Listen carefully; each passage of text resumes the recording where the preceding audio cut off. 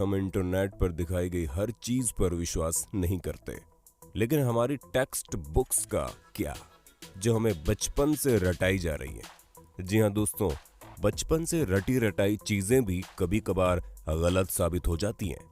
फिर चाहे वो ग्रेट वॉल ऑफ चाइना का स्पेस से दिखना हो या फिर जीनियस अल्बर्ट आइंस्टीन का स्कूल में मैथ में फेल हो जाना।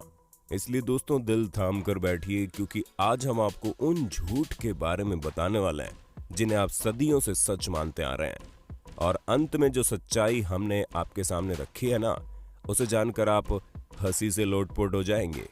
दोस्तों, अगर हम आपसे पूछें कि इजिप्ट में बना पिरामिड किसने बनाया था, तो हमें पता आप यही जवाब देंगे कि इजिप्ट में रहने वाले मजदूरों ने मेहनत करके इस पिरामिड को तैयार किया था।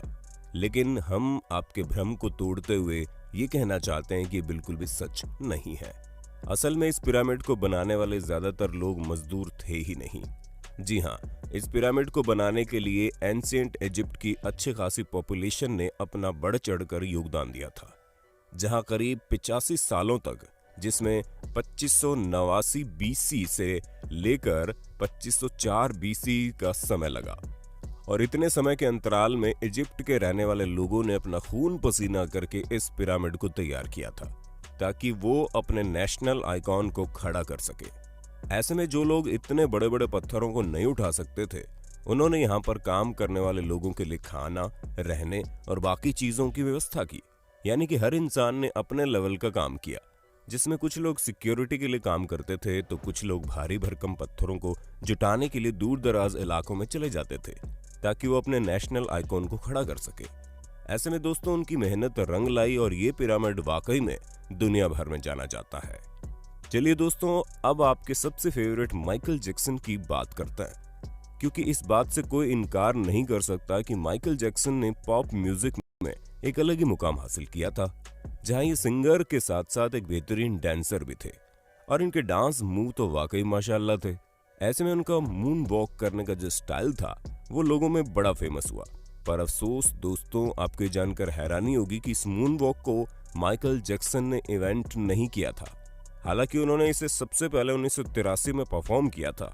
पर दोस्तों असल में माइकल जैक्सन ने ये मून वॉक कैस्पर कैंडिडेट और कूली जैक्सन से सीखा था, जिन्होंने 1970 में इसे परफॉर्म कर दिया था।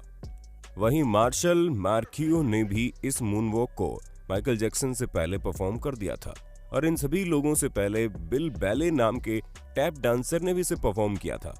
ऐसे में ये बता पाना मुश्किल है कि इस मून वॉक को किसने इन्वेंट किया, लेकिन वो शख्स माइकल जैक्सन तो नहीं है। अब आप एक और सिर घुमा देने वाली बात सुनिए, क्योंकि आप लोगों ने कार्बन डेटिंग का नाम तो सुना ही होगा।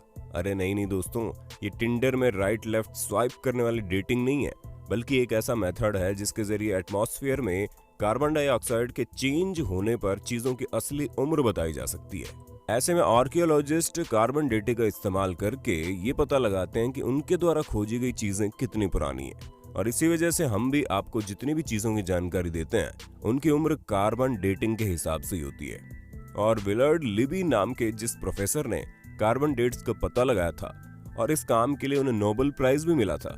लेकिन दोस्तों दिल थाम लीजिए, क्योंकि हम आपको बता दें कि कार्बन डेटिंग के जरिए चीजों की असली उम्र पता लगाना बहुत मुश्किल है। और ऐसा इसलिए क्योंकि हर जगह का एटमॉस्फेयर अलग अलग तरीके से चेंज होता है। हालांकि कुछ हद तक चीजें सही जा सकती है, लेकिन अब आप खुद सोचिए कि दो प्लांट हो, जिनमें से एक अमेरिका में हो और एक ग्रीनलैंड में, तो जाहिर सी बात है कि टेम्परेचर इफेक्ट की वजह से दोनों की ग्रोथ में काफी डिफरेंस आएगा। इसी तरह से कार्बन डेटिंग का भी हिसाब किताब है। अब चलिए दोस्तों, आपको एक और मिथ बस्टर स्टोरी सुनाते हैं, जो किसी और की नहीं बल्कि लॉक नेस मॉन्स्टर की फेक फोटो स्टोरी है। जी हाँ दोस्तों, जहां इस मॉन्स्टर की फोटो को न्यूज़पेपर में दिखाकर लोगों को हैरान करने में कोई कसर नहीं छोड़ी गई थी, और कई सारे लोग तो इस बात पर विश्वास भी कर बैठे थे कि सालों पहले गायब हो चुका ये क्रिएचर अब वापस से तहलका मचाने आ गया है।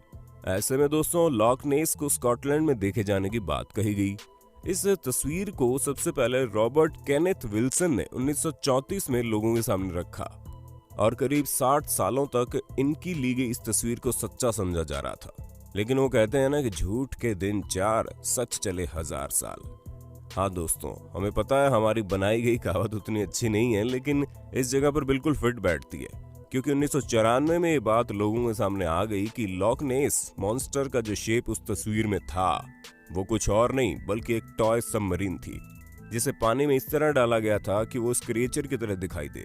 और ऐसा मर्म्यूडेक नाम के जर्नलिस्ट ने किया था ताकि वो अपने न्यूज़पेपर से बदला ले सके, क्योंकि उनके न्यूज़पेपर ने लॉक नेस मॉन्स्टर के बारे में छापने की वजह से उन्हें बातें सुना दी थी।